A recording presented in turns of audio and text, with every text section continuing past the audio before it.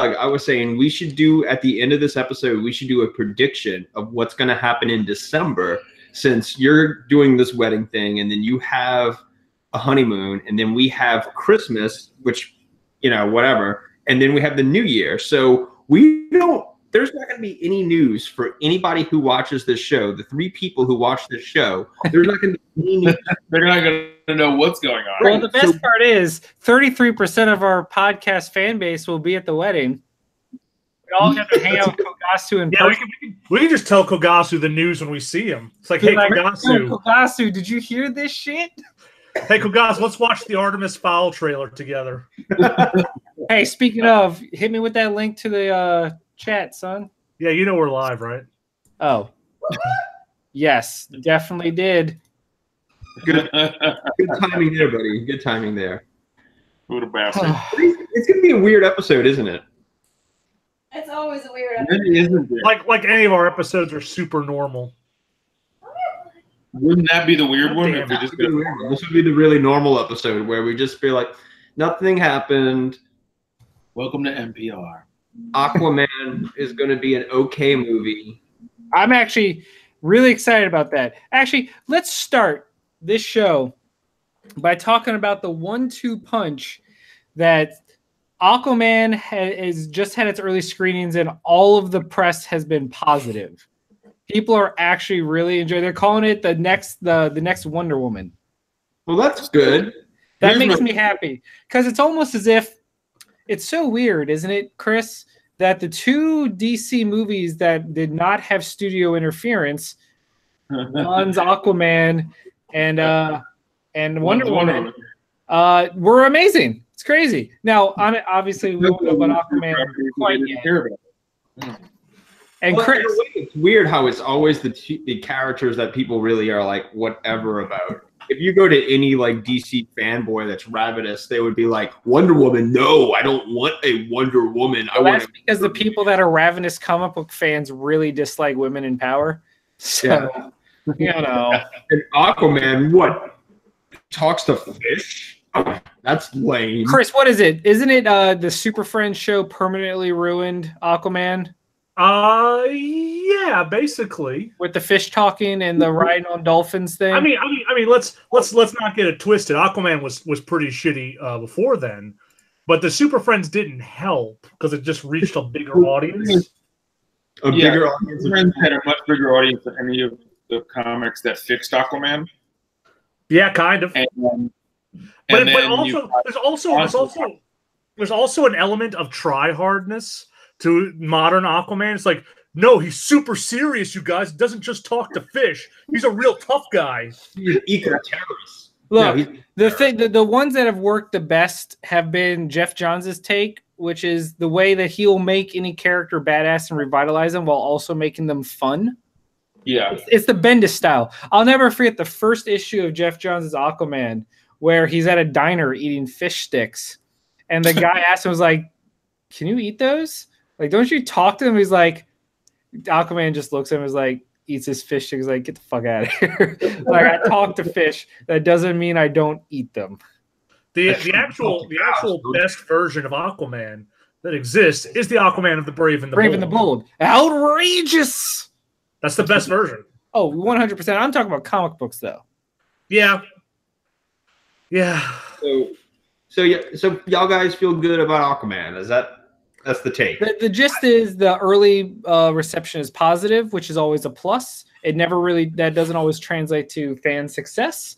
The inverse can also be true. Let's take a look at Venom, who is now the highest grossing Spider-Man movie of all time. That's weird. Weird. It is on track to break $1 billion. That's not a number. It is. Also, did you say $1 billion? I did say $1 billion. All right. You should know to hold your pinky up when you say $1 billion. Here's the thing, Josh. It's at $860 million, and it hasn't even. It's still in theaters. They haven't even released. Wait up. Venom is still in theaters? That's how big it is. It's still in theaters. It still has like 6 showings a day. What?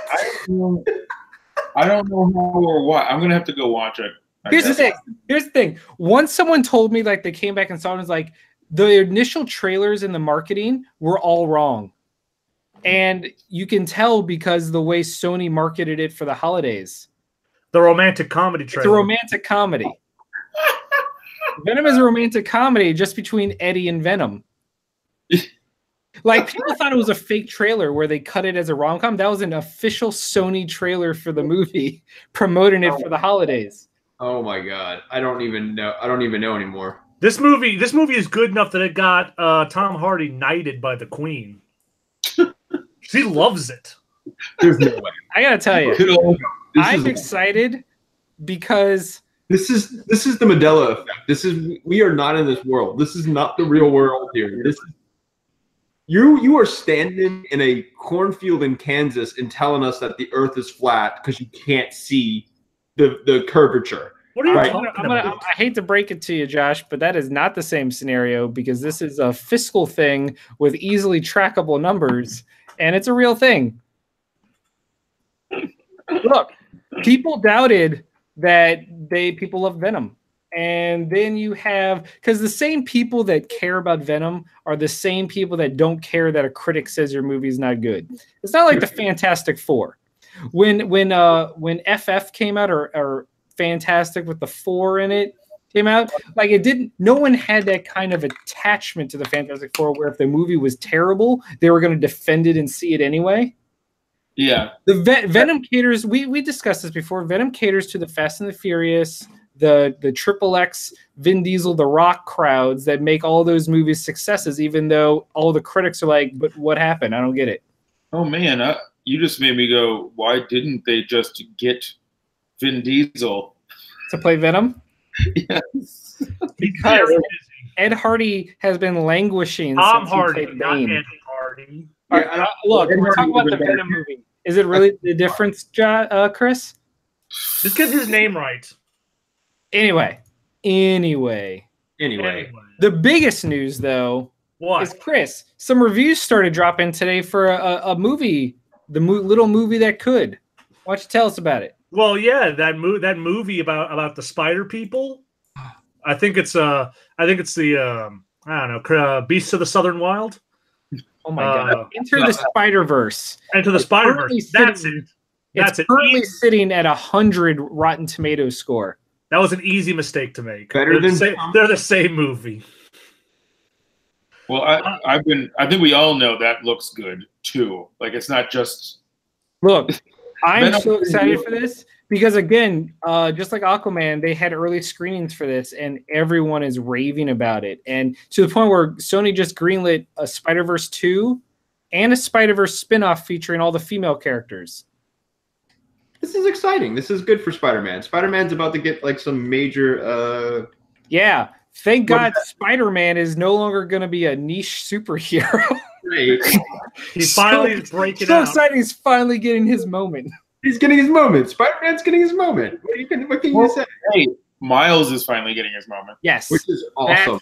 That's more important because Miles is going to be a household name instead of being this guy comic book people know about. You know, yeah. Spider-Gwen. Yeah. You mean Ghost Spider? Whatever. Is that what they're calling it? That's her real name now. Yeah, because Spider-Woman, it would have been very confusing, the whole thing. But yeah, so the rumor is that the all-female one's going to feature Silk, Spider-Gwen, the anime mecha one from the current movie. Nice. And it's going to have Spider-Woman introduced. I was going to say Spider-Man's daughter from Old Man Logan. Oh. And have Madam Web be the overall like person linking them together. Nice. And I got to tell you, I mentioned this to Chris, but if we get a Spider-Verse 2, there's only one thing we need to see in a Spider-Verse 2, and that's Spiders-Man. Spider-Man made up of thousands of sentient spiders that all think they're Peter Parker in a suit. Because if this movie can give us Spider-Ham, there's no longer a wall of like, there's no threshold of that might be too weird. Here's what I want out of Spider-Verse 2. Since this was good, and they'll probably have more money. I need a Tobey Maguire voice Peter Parker and an Andrew Garfield voice Peter Parker. Yes. And possibly Tom just showing up once, you know. Doug, your sound's kind of cutting out off and on. Yeah, my internet's awful right now. Okay. Well, yeah, no, that would be amazing if they could get Tobey Maguire and Andrew Garfield and Tom Holland to voice a multiverse Spider-Man each. Yeah. I want Tom Holland specifically to voice Spider-Man because he has to be all gravelly and creepy. Oh man, because they've had so much fun with the casting. I mean, fucking Nicolas Cage is Spider Noir and John Mulaney is Spider Ham. Do they have Captain Britain Spider-Man in there? They don't, not yet. Because Tom is actually British, so it would be hilarious if they got Tom Holland to do his actual voice as the Captain Britain Peter Parker. British Tom Holland. Yeah. Oh, see, Britain Spider-Man. Chris, who's the one Spider you want? Just say there's a Captain. The one Spider-Man I want. Ooh, it's tough because all the ones that I would want already are in. I guess I would want Spider-Man from Japan. With Leopardon, but I don't know that you can swing all that. What about Scarlet Spider? Nah, fuck him. He said swing. Swing all that. You love Spider in this movie because that's the one I would want. I don't know which one. 2099. 2099 is not in it, but that would be a great one for a feature choice. That's my favorite, like Spider-Man for years until all this other shit. You know, I mean, other than straight up Peter. Oh, and Superior Spider-Man. I mean, like. Oh, that'd be awesome. He's like, he's so good. You fools! He's kind of like Invader Zim Spider-Man. Yeah, you're right. You're right. So yeah, Spider-Verse is getting rave reviews, and everyone that saw the early screenings is just like gushing over it. I'm so friggin' excited. Also, can we talk about Lego Movie 2? Chris, did you see that trailer? I haven't seen it yet, no. Let me just tell you that the new kind of antagonist protagonist is Chris Pratt, because he's the voice of the main guy. But it's Chris Pratt as we see him now, the super buff, sexy, bearded hero. Mm-hmm. And when he's introduced, he's like, the Emmett's like, "What are you?" And he's like, "I'm a dinosaur wrangling space cowboy." Like, and it cuts to a Lego version of every one of his famous movie roles. It's fantastic. I'll have to watch it after this. You should, because everything is awesome, Chris. I've heard that. No, it could be a song. I think it could be. No, it's not. Tegan and Sarah and/or they're the same person. They're not. One's gay. Or I guess I should say one's straight. So, Chris. Same person. Yeah, what up, bud? Got any comics news for a brother? I mean, I guess the real news is Netflix. Netflix is the word. .com. Netflix is reviving anime discussion on a mainstream level that we haven't seen since Dragon Ball. And hey, if you wanted to hear more discussion about the ending of Evangelion, get ready for 2019 because it's coming to Netflix. So Netflix scored the rights to the Evangelion anime series, which is huge. Because they first time streaming. It's a big deal. I also heard they did a live action thing in the pipeline. I don't know if Chris is gonna bring that up. A what? I heard today that they have another live action remake. Yeah, I got that. Oh, we do. Trust me, I've got feelings. But back to Evangelion. I mean, this is it's currently not even available anywhere. It's not on Blu-ray, at least in America. So getting it on Netflix is pretty big. It's going to have the movies, the compilation movies, including the end of Evangelion. So it's going to be pretty exciting to kind of watch everyone rewatch it together. But it's going to be obnoxious because everyone's going to be like talking about their theory and being a sad 14-year-old again. And I'm really curious to see how it holds up because I watched it when I was much younger and much sadder. And I don't know. I don't know if 35-year-old Chris could possibly care about Shinji's problems. After the second episode, it's off, and he's like, "I don't care." I don't know. Maybe we'll find out. We'll find out together.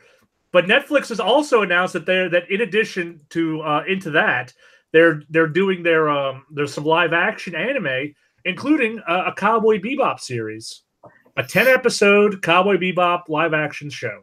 Now get ready for the big discussion on what type of race phase to be, and is Ed going to be a boy or a girl, and what are we going to do about Jack Black? Oh, not Jack Black. Jet Black? Black. I definitely hope is playing Jet Black. I would love for Jack Black to be in it in any way. Here's what I'll say about Cowboy Bebop live action, and it's 2 words. Take it as you will. Is a Death Note. Yeah. No. I'm not excited. Yeah. We all saw Death Note. I think. No. Yeah. I was excited if they announced a creative team that I give a shit about. The director of Cowboy Bebop is directly involved. So let's put it like this. Let's put it like this in perspective. Also, is we just have that they're doing it. We don't know anything else. So at some point when we find out a cast, episode length, I'll tell you right now, if they don't bring the seatbelts back or Yoko Kanno on music, then that thing's DOA from the start to me. Yeah, agreed. The music is the most important thing, and then the casting of, I think, Spike is going to be. Keanu Reeves is Spike. Yeah. No, Keanu Reeves is 60 years old. Please put him as Jet. Do not let him. He can't even do Drunken Master anymore. Keanu Reeves cannot be Jet. Jet needs to be like an actual ethnic person. You need to be John Wick on a spaceship. Here's why I am cautiously optimistic about Cowboy Bebop. It's easy to look at other live action anime and be completely dismissive and disheartened. It's fun too. Yeah, there's nothing more fun than hating on things that we don't know about. That's what 90% of our show is. That's your part of the show, Chris. That's your part. You did this for Bendis on Superman. You spent like minutes talking about how terrible it was going to be. Matt, I won't name names, but there's entire sites who made millions of dollars just from hating stuff, like Star Wars things. Yeah, I know. Anyway, the reasons I'm excited is, out of all the other massively popular anime, this one, we pretty much have a template to know that it works in live action, and it's called Firefly. Yeah. That and the creator, the director of the show being involved gives me some hope, in the same way that I'm cautiously optimistic about Netflix's Last Airbender live action show. Even though M. Night ruined it, the original creators are back to help guide it. So the same way I'm hopeful about that, I'm hopeful about Cowboy Bebop.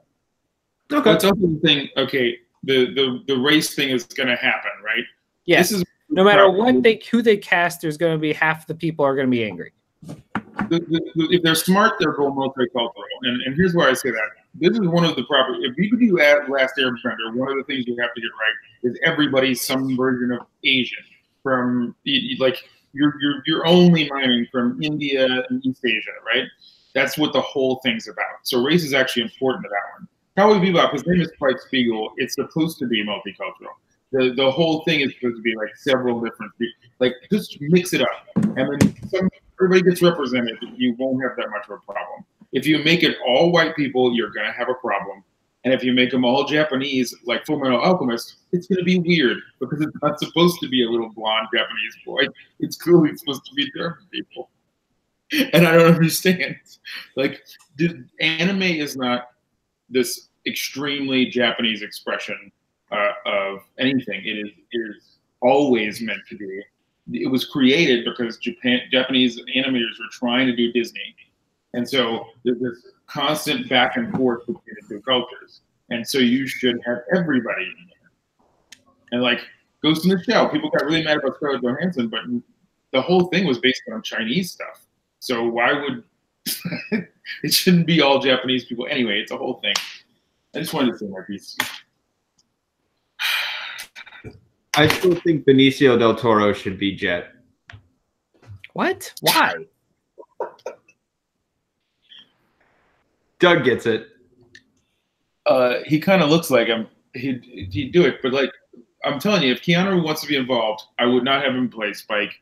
Spike is clearly like in his late 20s. I agree. You know what they definitely need to do though is in some way have Steve Bloom have a cameo. Are they in need of a Russian gangster of some kind? Because Steve Bloom could get that real quick. Look, all he has to do is be some kind of hoodlum that tries to mug Spike in the opening. Yeah. And it'll be like, oh my God, guys, look, the voice actor for Spike just got his ass kicked by Spike in the live action. It'll at least get people to tune into the pilot. Yeah.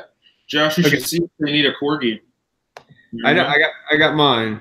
At least we know we'll get a corgi. Okay. Yeah. It's the only thing that's going to be properly casted. They'll probably cast I will in fact be some sort of whippet or golden doodle. Hypoallergenic.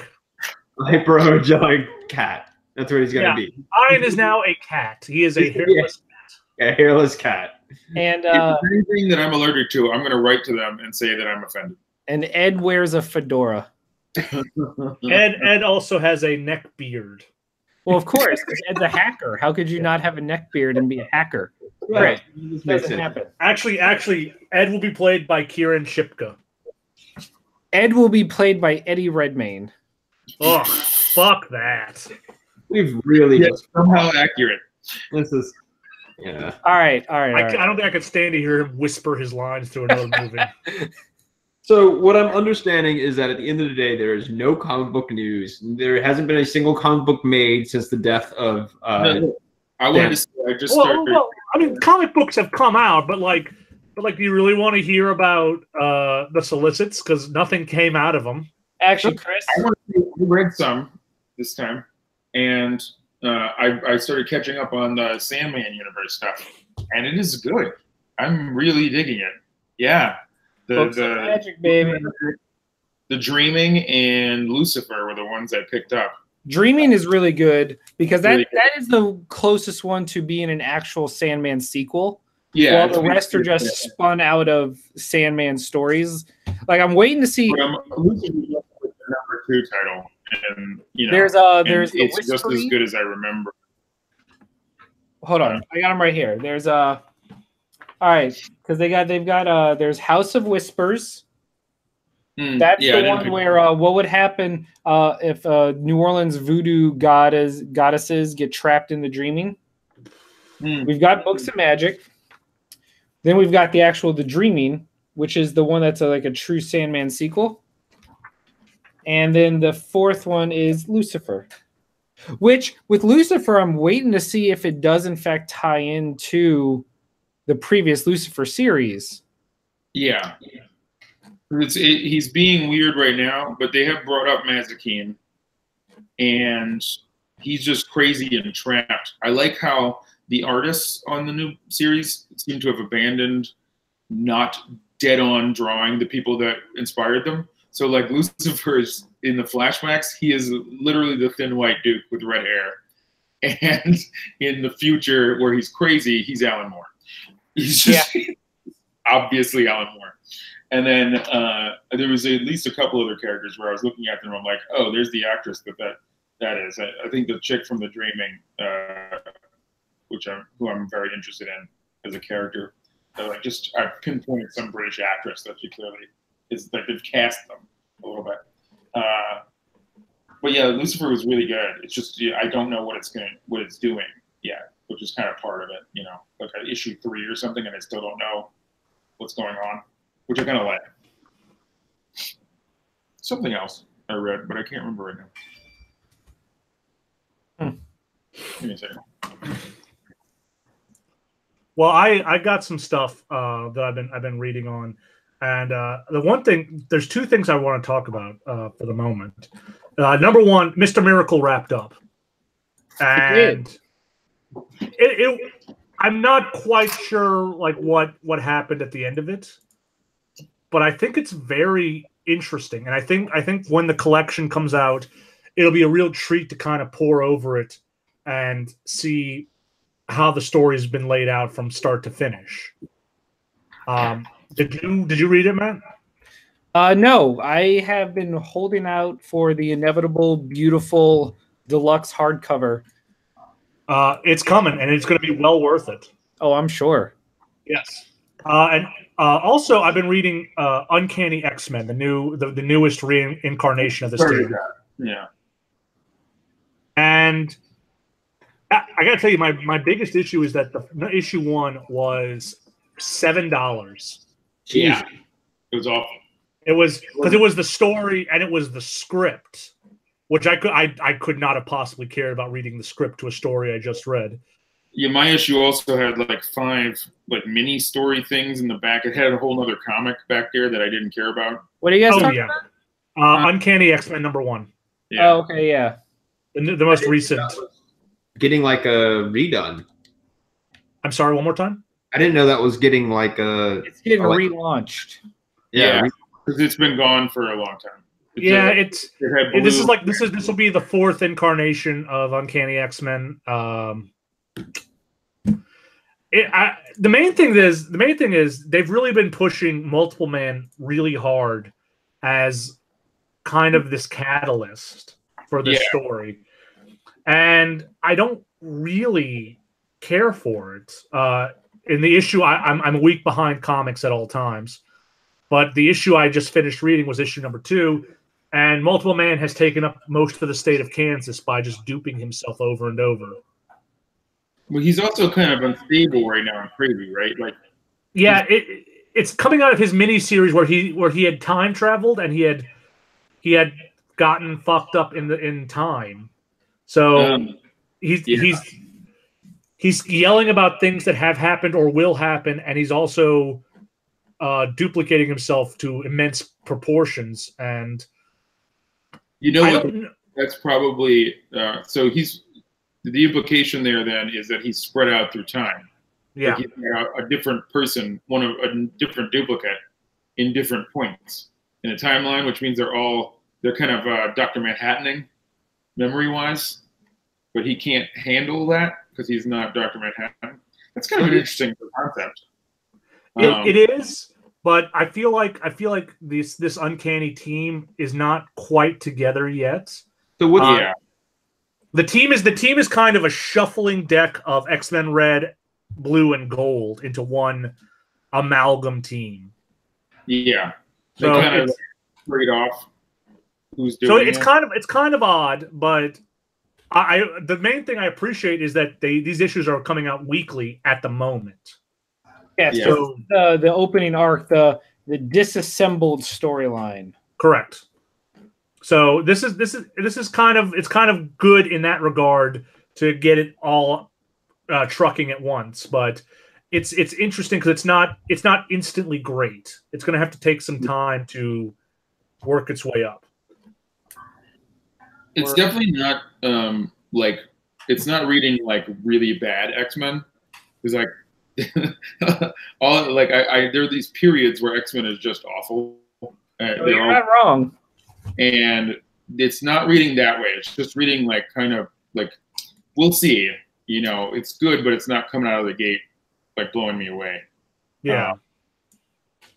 Which is the same I can say for. I also have 2 other things I read. I usually don't participate in this, but I figured right before since I did get comics this time, I'm reading the new Umbrella Academy because I loved those other books, and I decided to pick up. This is the new Firefly series from Boom. Because all the Wheaton properties are moving over to Boom, which I didn't know that was happening or that they cut off the Buffy series so early. I had a subscription to it. I've been waiting for issue past 5 to start reading it, and it turns out there isn't one. So they're moving them all over, and I heard it's because Fox owns part of Boom, and Fox owns these properties, so they're just consolidating it all. But I'm a little irritated because it's just starting it over. Even when IDW dropped Angel and Angel moved over to Dark Horse, it was the same continuity. you know, all that shit had happened to him. And now it's just like, this is like, it's Firefly. It's not even the Serenity comic, you know, that Dark Horse had. It's a completely new, Wash is still alive. I don't even know when it's supposed to be taking place. So that's kind of weird. But they got the voices right, so whatever. I just wanted to bring it up. I was very curious, and it's definitely on my watch list for when the trade inevitably comes out. Yeah, because I feel like Firefly and Serenity is such an untapped wellspring that I'm kind of surprised that no one's ever done anything else with it. Yeah, it's a whole world that was built, and it just doesn't get used. And there's so many planets and stuff that no one ever went to. You know, I'd like to see some more Asians actually in the continuity, because that's one of my only gripes with the show, is that everyone's speaking Chinese and there's no Chinese leads. They're gone. They're all gone. No, they're all in Central Planets apparently, which is not where the white people are. The white people are all on the fringe, which is where our stories are. So, which is an interesting concept. But I'd also like to see, you know, anybody just Chinese in a story where only China and then America survived some sort of cataclysm. So I think he was going to work his way up to that, but it never got around to it. You know, I'd just like to see somebody pick that up. Well, I think the best thing that's going to come out of this, with them kind of ignoring the previous continuity, is now that the slate is wiped clean, they can kind of refresh, because I think Buffy in particular was getting a little mired down in the comics continuity that they had built. Yeah, the first couple of seasons of the new book had kind of blown it a little bit by going too big and not personal enough, and doing weird, crazy things with the characters. Dawn was a giant for a bit. Yeah, and which I didn't mind that as much as I minded like what they did with Angel in the Buffy comic. But my thing was the entirety of the Angel comic, from the point where they did After the Fall, all the way through like Angel and Faith and stuff. All of it was phenomenal. It was all extremely well done. And so I'm sad to see that go. And I'm sad to see the fact that Giles had his own book at the end there, where he was in high school because he was a teenage version of himself permanently. And that was just a really nice little twist there. And I guess that's just going to be gone, because they're completely rebooting Buffy. Like, I think they have different friends and stuff in the Boom book. So that's going to be interesting. A little sad, you know. It's like the EU, you know. It's all or nothing. Yeah, exactly.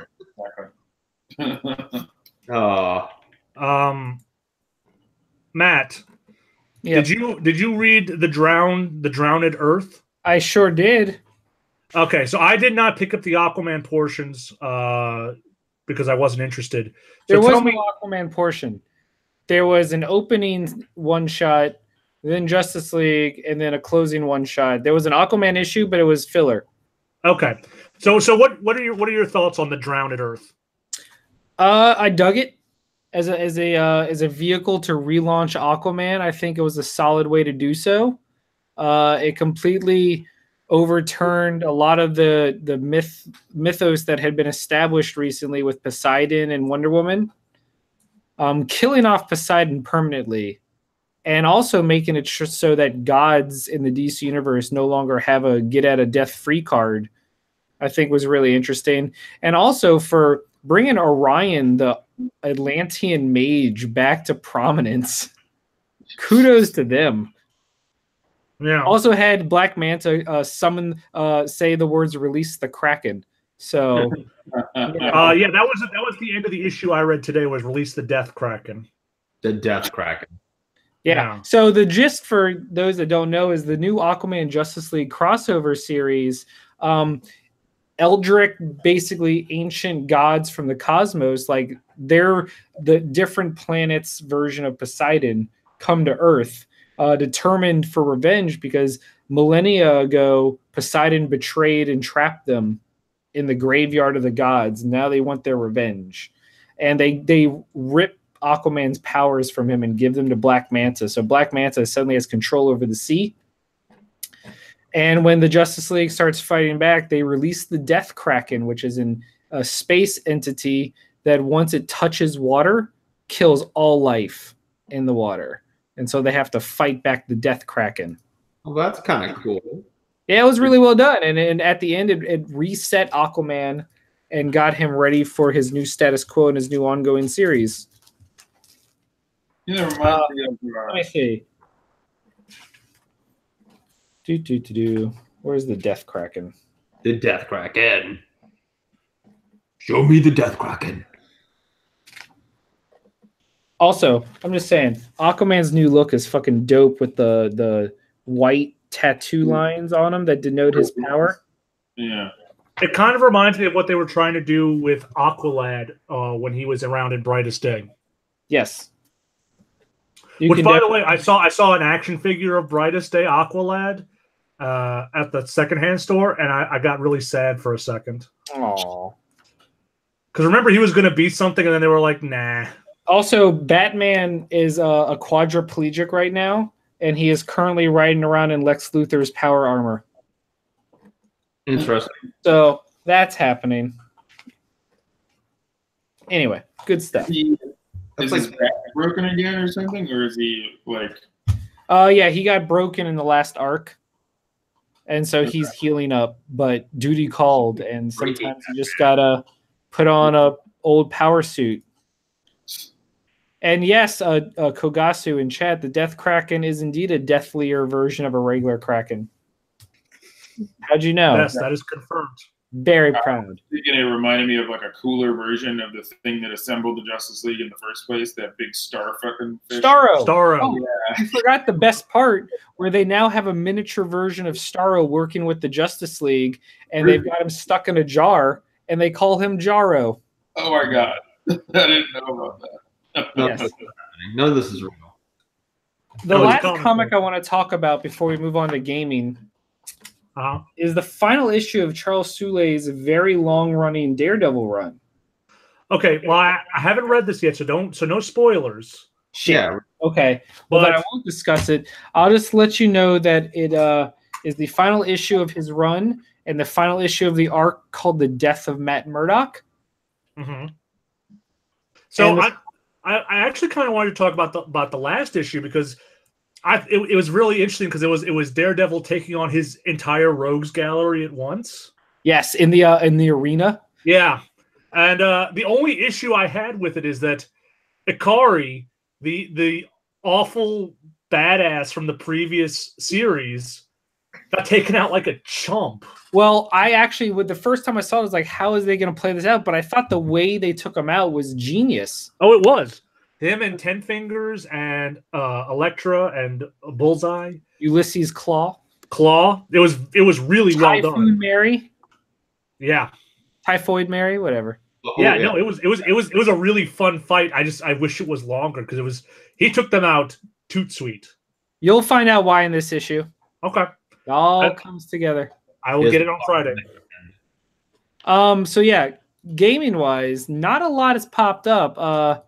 Did I mention last time that PUBG's finally coming to PlayStation? You did. In the most too little, too late post Fortnite world. Like, yes. Can you imagine trying to convince your parents to upgrade their kids from Fortnite to PUBG? Be like, all right, guys, so it's not as popular. It's significantly more bloody and violent, and that's why it's rated M, while Fortnite's rated E+10. And instead of free, we're charging you $30. Also, it runs worse and looks worse. Cool? We good, guys? Yeah, I feel moderately bad for PUBG because they just got curb stomped by Fortnite. Man, they did not. They were not ready. They were king of the castle for like 6 months and thought that no one could touch them. And then Fortnite was like, "Hey, we're made by Epic Games, so we're gonna do what you do, but like way more polished and fun." Hey, that game type we're just gonna take that. Is that okay? No? All right, whatever. So Chris. Yeah. Christopher. Yeah. Hey, what are we talking about, buddy? Christopher Robinson. Yeah, that's me. What's up? Christopher Grace. Oh my! Why is he? What is happening? Hey, Matt. Yes. Exactly. Good. So can we talk about Fallout 76? Oh, boy, can we. I've heard nothing but awful things. Well, here's what I want to talk about. The thing I want to talk about is Baggate 2018. Oh my God, Baggate, yes. Where the collector's edition was announced, and they said you'll get this sweet vinyl bag. No, a canvas bag. A sweet canvas bag, and then they sent out vinyl bags, and they were very low quality, cheap vinyl bags. People were like, "What the fuck, Bethesda?" And they're like, "Oh, they're too expensive. We're just not going to. Yeah, we're not fixing it." You think that's a paraphrase? It literally was. Fans were like, "We paid $200 for this collector's edition." It clearly said canvas bag, and they're like, "Yeah, it turns out they were too expensive to make, so we gave you these instead." And I quote the direct line: we're not going to do anything about it. Have a good day." Oh man, this is I saw that and I was like, wow. That's so Bethesda. You don't on top of all the other issues with Fallout 76. Yeah, the glitches, the broken servers, the unplayability of it, the fact that there is zero end game. So once you hit a certain level and finish the quests, there's nothing to do in the game. And can we also mention that it now holds the distinct record of the fastest price slash of a $60 AAA title of all time? Within 6 days of its launch, it had dropped from $59.99 to $29.99. Isn't it about half off? More than half off in Europe. Yes, it is $24.99 in Europe. And you only do that for an online game when you're desperate for people to get into your ecosystem. Yeah, I look forward to playing it next week. Yep. Well, yeah, I feel like with this, it's going to be kind of like the Elder Scrolls Online. When the Elder Scrolls Online launched, it really wasn't that great of a game. But after a few tweaks and a lot of paid beta, it actually wind up being a very good online game. So this is Bethesda just saying, yeah, I know our fans are crazy and they'll buy it no matter what because they're diehard fans and they'll be our beta testers, but they are going to pay us. I don't know why I'm doing quotations, but that's what it is. It's beta launch and people they bought into a beta. Me, I'm just going to wait until they iron everything out, and then after next year, buy the game and see how the online is. You can buy the new enhanced version for $60 again. What does the enhanced version do? I don't know. I'm sure it'll come out with, I don't know, let's say DLC. Let's say, I don't know, launch codes. I just don't like the whole thing where you can just launch a nuke if you have all of those things. I think that goes against everything that Fallout really is. You know what I mean? It's just kind of like, you know what, this whole thing is all about how nuclear warfare is awful and bad, and this is the repercussions of it. But this game is just like, you know what? If you find the nuke launch codes, just do it. It doesn't matter. Fuck you. Isn't that supposed to? Isn't Matt? Correct me if I'm mistaken. Aren't the nukes supposed to launch like Destiny style zones? Yeah, like events. Yeah. Yeah. Yep. Okay. I don't know. I've watched it on stream. I've watched reaction videos and analysis videos, and I will play it myself next week. But it's a bad look all around for this game. Yeah. So I don't know. Maybe by next year, Fallout should be playable. Good. Yeah, I mean that is the case with these broken games as a service games. By next year, who knows? I wonder if it'll be like No Man's Sky, where we're all like, well, this fucking sucks, and we're out of here. The difference between, and people were throwing the No Man's Sky comparison around a lot. The difference is No Man's Sky just didn't have a lot of content, but it was a game that worked and was fundamentally a game. It just didn't have as much as people expected. Yeah, and all Whereas that. Fallout 76 is a fundamentally broken experience that also lacks in content. So they also had that disaster, or whatever. They lost a lot of their content and had to rebuild, and they put out the game they had instead of the game they were working on for years. So they've got an excuse. Bethesda is just Bethesda, and there's just, like, I imagine if they owned Cyberpunk, it would already be out, and we'd be figuring out how to finish it for them. yeah, But isn't that the most cyberpunk way to play that game? To code it yourself? Yeah.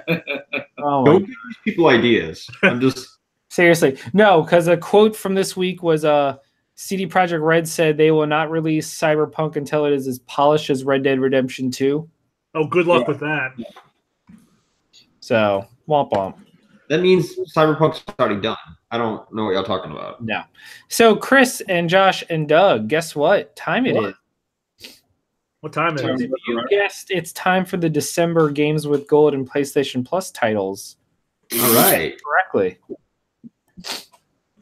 Yeah, let's hear it. Let's hear it. Go for it. Games with Gold. Do you want 360 or Xbox One? Wait, the 360 is still around? Well, no, but they release kind of like how PlayStation Plus still gives you PS3 games. Yeah. You get 360 games. I was being stupid. I hate you. What's on the Gotta be 360? man? The Xbox One games this month for December are kind of lackluster. There's a Cube 2, which is that puzzle game. QUBE. Not gleaming the cube too? No, God, we all can. I'll be gleaming that too. And Never Alone, the Eskimo adventure game. Oh yeah. Where you look for your Eskimo brother? Josh, you're not allowed to talk anymore, my friend. Nope, sorry. The 360 gets Dragon Age 2. Oh, that's not bad. And the most exciting thing this time is the debut of the first original Xbox game on Games with Gold. Since original Xbox games are backwards compatible now, you get Mercenaries, which it is impossible to think of that game without thinking of the greatest of all time songs, which is "Oh No You Didn't." Love it. Oh no. Oh No. Oh no. Oh no, No, you you didn't. Sucker tried to play me. Oh my god, it's so good. It Go was, look it up. that video used to play in GameStop an awful lot while we were there. Man, it was good. I can tell. I actually, I like that studio who made Mercenaries. I like Pandemic. Paradox? I mean, was it Paradox or Pandemic? Pandemic. That's it. Yeah, I really like that game studio. They did a lot of fun things with their environments, and I was a really big fan of the Saboteur. I thought that was a really beautiful game. And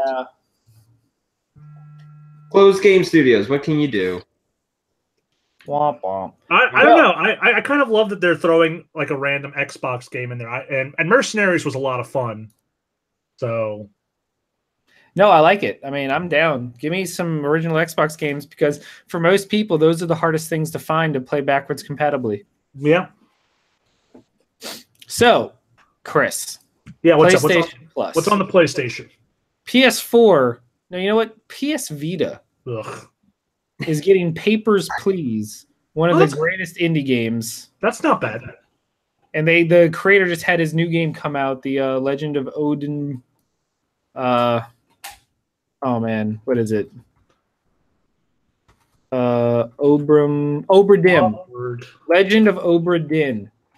Okay.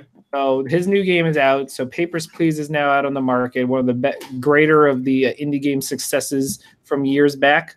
Mm-hmm. And then as a PS Vita cross-buy game with PS4, we get one of my favorite games of this entire year and one of the first games to come out, January's Iconoclasts, the Metroidvania style game with a really good story that followed a mechanic. So I'm a huge fan of that one. Iconoclast is damn good. If you can get it for free, which you now can, you have no excuse to play one of 2018's best indie games. Definitely, I'm down with that. PS3 is getting a space shooter game I've never heard of called Steridin? I don't know. Doesn't matter. But it's also getting one of the highest ranked visual novel games of all time, the insane time travel sci-fi adventure Steins Gate is coming to PS Trizzle. Don't call it that. PS4 is getting the sci-fi horror game Soma. So I look forward to Chris playing that with Callie and crying himself to sleep. Nope. And finally, Onrush, the new game by ex-developers of Drive Club and Motor. Okay. Woo! Nice. What was that game? The PS3 racing series where everything was about the destruction. Burnout. Three of them. No, not Burnout. Motorstorm.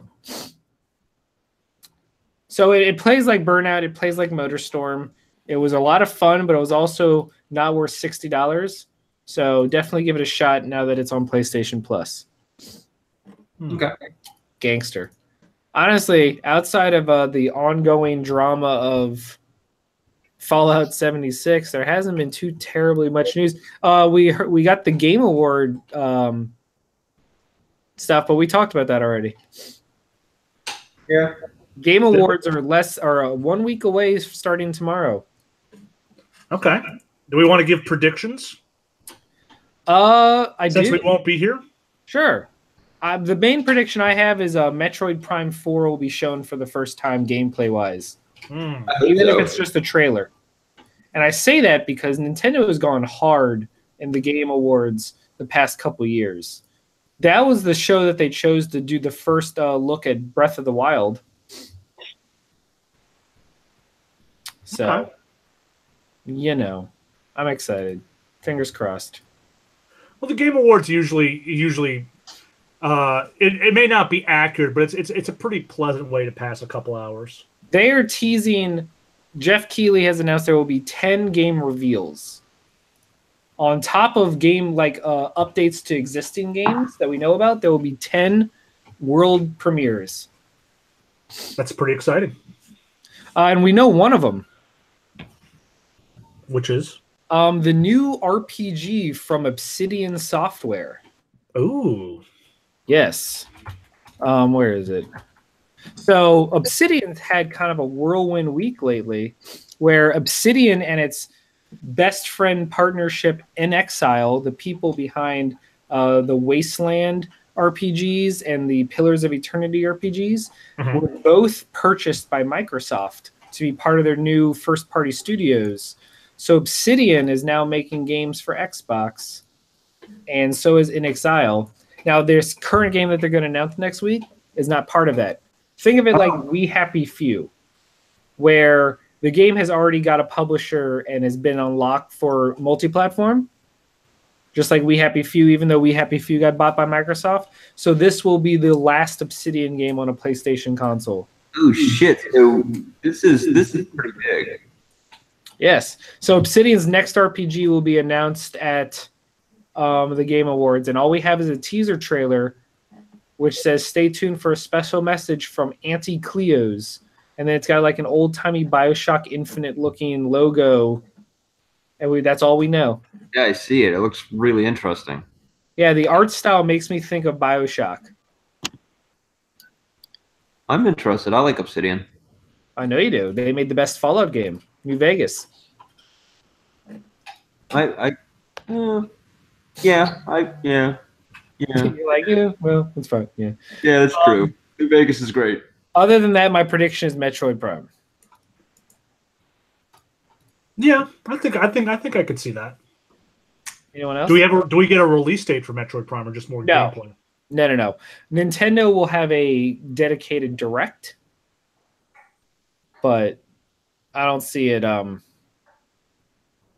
getting a release date there. We'll see any Cyberpunk? It's possible, but again, I don't know. Who knows with CD Projekt Red? I don't even know. Are we gonna get Half-Life 3? Nope, never. It's dead. We did pass the 20th anniversary of Half-Life 1. Never gonna happen. Everyone's gotta accept that. Not even a tweet that they could have had some intern say. I think people need to accept the fact that Half-Life is never ending. Yeah, I've accepted it. Well, I figured that much once the lead writer for Valve when he quit, he posted what the plot of Half-Life 3 was going to be. Yeah. So we actually know how it ended. We'll just never see it play out. I think once everyone accepts it, that's when they'll play it out. Yeah, probably. If everyone accepts that it'll never happen. It might be our kids, you know, whatever. Someone's gonna make a Half-Life 3. It's like, you know, the one rule was never bring back Bucky or Jason Todd. Well, just takes a long enough timeline, someone's gonna do it.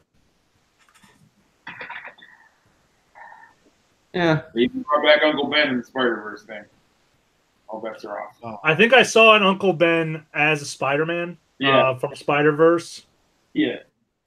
But I couldn't tell you what his name was. He's no Spider-Man, but he'll do. He's Spider-Ben. But the point is, yeah, in the Uncle Ben one, I read the more recent, like the Spider-Geddon thing where they were going over the origins of everybody. Or not really origins, but like stories before they entered the Spider-Verse stuff. And Ben and Peter worked together in his world. They both ended up getting bitten.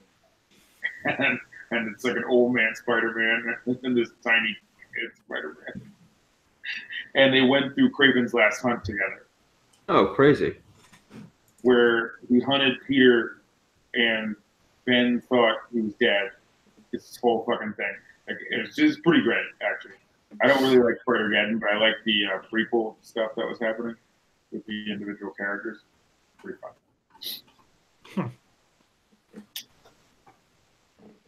All right, Matt, is there anything else?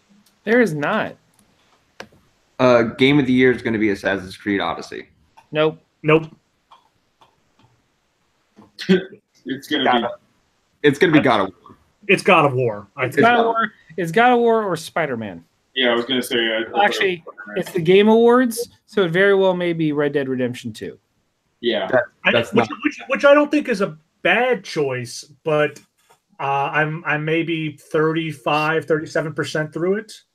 And I don't know, it's just not the same. It's very well done. It's extremely polished. Yeah. It's not But God of War blew everybody's mind. I wouldn't say that. I think it's definitely got its moments where it's very good. It's just God of War is just better. Well, is this Game Awards? Are they because there's, you know, when you do like music awards and stuff, some are going by vote, some are going by vote from experts. It's popular vote. Popular vote. Okay. Yeah. You can go into the Game Awards right now and vote once a day. Yeah. That's why I think Red Dead will win. Red Dead might have the more fervent voters, which isn't the same as being the best game, and it's more recent, like to the award show, which always gives an advantage. Red Dead Online dropped this week. It did. It dropped yet today. Yeah, I have not made my character yet in it, so I haven't had a chance to play around. But it's pretty bare bones at the moment, which is what Grand Theft Auto Online was when it first started. So. It's only a matter of time before we get flying cars and trains and shit, so.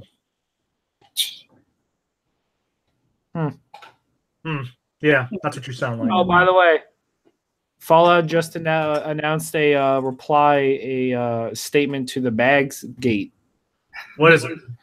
People that bought the collector's edition are now entitled to 500 Atom points, which equals to $5 of DLC. Thank you very much for buying our $200 collector's edition. Here's $5 of worthless crap in a game that you no longer love. Have fun. Bethesda, baby.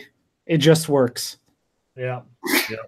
I'm looking at like the Game Awards, and I don't know. If it's popular, Red Dead's gonna sweep it. Yep. Anyone else have anything? Not really. I mean, we're going to be taking 2 weeks off after this because someone, and I'm not naming names, is getting married. Isn't it going to be an asshole? What a selfish jerk. And going on a honeymoon immediately after that, like a bitch. Even more embarrassing. My God. I know. The good news is it's December and nothing's happening.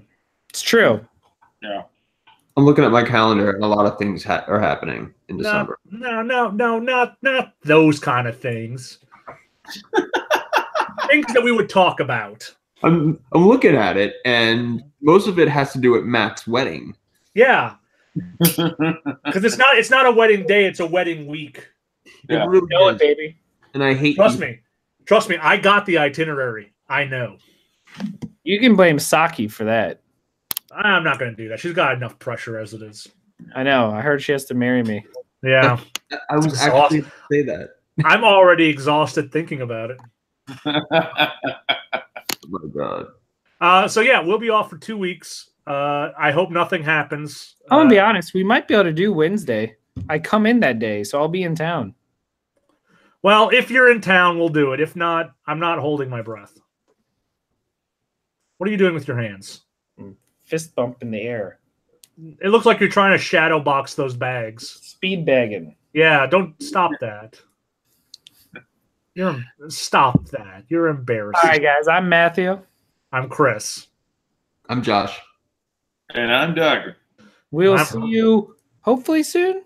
If not, have a great year and start looking forward to our end of the year stuff. And if you've missed the videos by Josh and Doug, fingers crossed. Fingers crossed. All right, guys. Peace. All right. Have a good night. Well,